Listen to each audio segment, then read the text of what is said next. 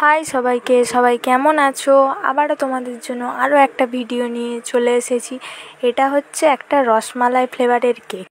রসমালাই ফ্লেভারটা আমার পার্সোনালি খুবই পছন্দের একটা ফ্লেভার।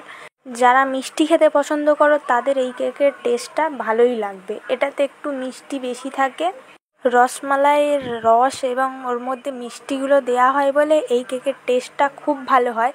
আর আমাদের এদিকে রসমালাইটা অতটাও অ্যাভেলেবেল নেই, তাই আমি বাড়িতেই রসমালাই তৈরি করে নিয়েছি। আর কিছু কিছু দোকানে থাকে রসমালাই, কিন্তু দামটা অনেকটা বেশি পড়ে যায়, তাই আমি বাড়িতেই রসমালাইটা তৈরি করে নিই।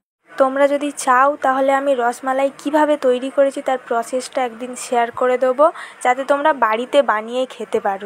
আমার যখন রসমালাই ফ্লেভারের কেকের অর্ডার আসে তখন আমি একটু বেশি করে বানিয়ে নিই রসমালাই বাড়িতে খাওয়ার জন্য। সে যাই হোক, বক বক করতে করতে আমি লেয়ারিংটা কমপ্লিট করে নিয়েছি। এবার লেয়ারিং কমপ্লিট করার পরে আমি কিছুক্ষণ ফ্রিজে রেখে দিয়েছিলাম। প্রথমে আমি যে সাদা বর্ডারগুলো দেখালাম একটুখানি ক্লিপ, ওটাতে আমি ভুল নজেল দিয়ে কাজ করেছিলাম। তারপরে আবার ক্রিমগুলোকে তুলে ঠিক নজেল দিয়ে বর্ডারগুলো দিয়েছি।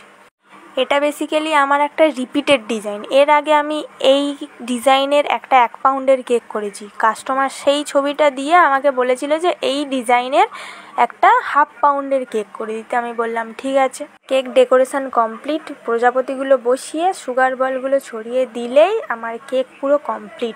কেকটা কেমন হয়েছে সবাই জানাও, আর পেজটাকে ফলো করে দাও, লাইক করে দাও, কমেন্ট করো, বেশি বেশি করে শেয়ার করে দাও।